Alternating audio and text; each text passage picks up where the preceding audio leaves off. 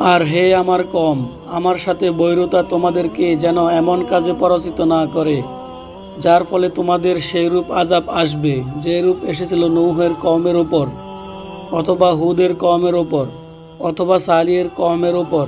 আর লূতের কওম তো তোমাদের থেকে বেশি দূরে নয়। আর তোমরা তোমাদের রবের কাছে ইস্তেগফার করো, অতঃপর তারই কাছে তওবা করো।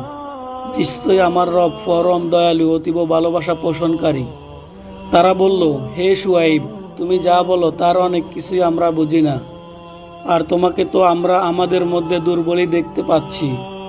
যদি তোমার আত্মীয় স্বজন না থাকতো তবে আমরা তোমাকে অবশ্যই পাথর মেরে হত্যা করতাম। আর আমাদের উপর তুমি শক্তিশালী নও।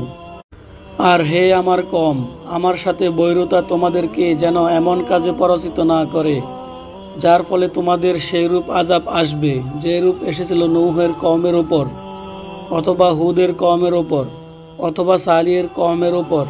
আর লূতের কওম তো তোমাদের থেকে বেশি দূরে নয়। আর তোমরা তোমাদের রবের কাছে ইস্তেগফার করো, অতঃপর তারই কাছে তওবা করো। নিশ্চয়ই আমার রব পরম দয়ালু, অতীব ভালোবাসা পোষণকারী। তারা বলল, হে শুআইব, তুমি যা বলো তার অনেক কিছুই আমরা বুঝি না। আর তোমাকে তো আমরা আমাদের মধ্যে দুর্বলই দেখতে পাচ্ছি।